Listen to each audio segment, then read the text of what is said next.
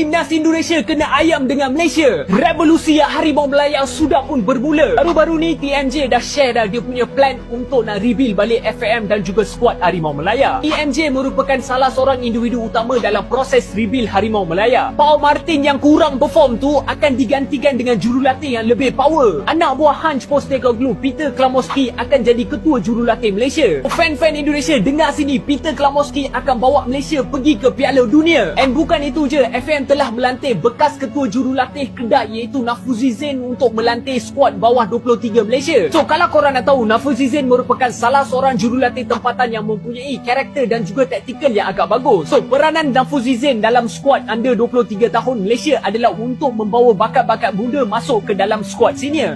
Fan-fan Indonesia dan juga fan Malaysia, ini baru episod pertama rebuild Malaysia. Hey, ada banyak lagi episod yang korang kena tengok, so make sure stay tune, okay? Memang bapak tak sabar aku nak tengok Malaysia jadi power balik. Lepas tu ayamkan tim-tim lain dekat Asia. Sebelum lanjut, yang mengaku cinta timnas wajib subscribe dulu. Yang subscribe rezekinya lancar setiap hari. Pelatih Malaysia hina timnas Malaysia U17 setelah Indonesia lolos Piala Dunia U17.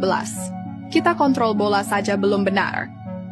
Pelatih asal Malaysia Sulaiman Husin menghina timnasnya sendiri.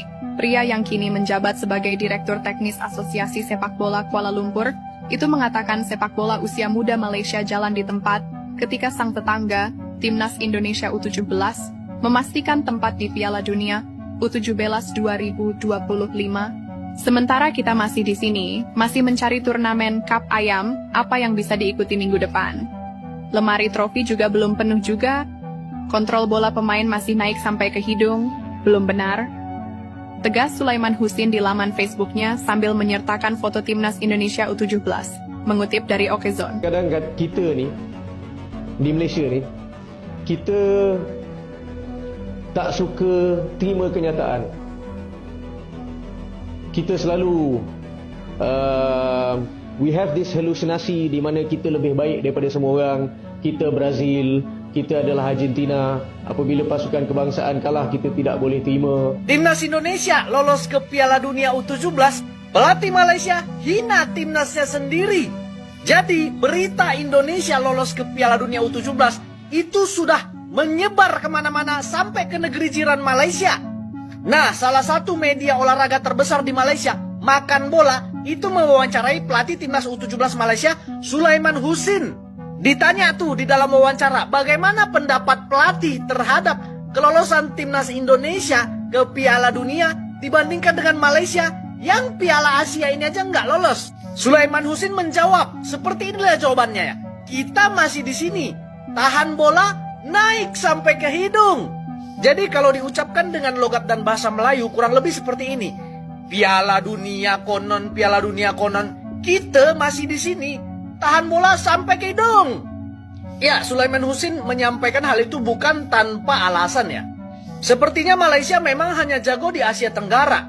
2023 Malaysia itu lolos ke Piala Asia setelah dikualifikasi membantai timnas Indonesia 5-1. Tetapi di Piala Asia justru Malaysia terbantai oleh Yaman 4-0. Jadi sepertinya sangat sulit untuk Malaysia lolos ke Piala Dunia dari jalur kualifikasi. Karena mereka nahan bola masih sampai ke hidung. Salam di Mateo.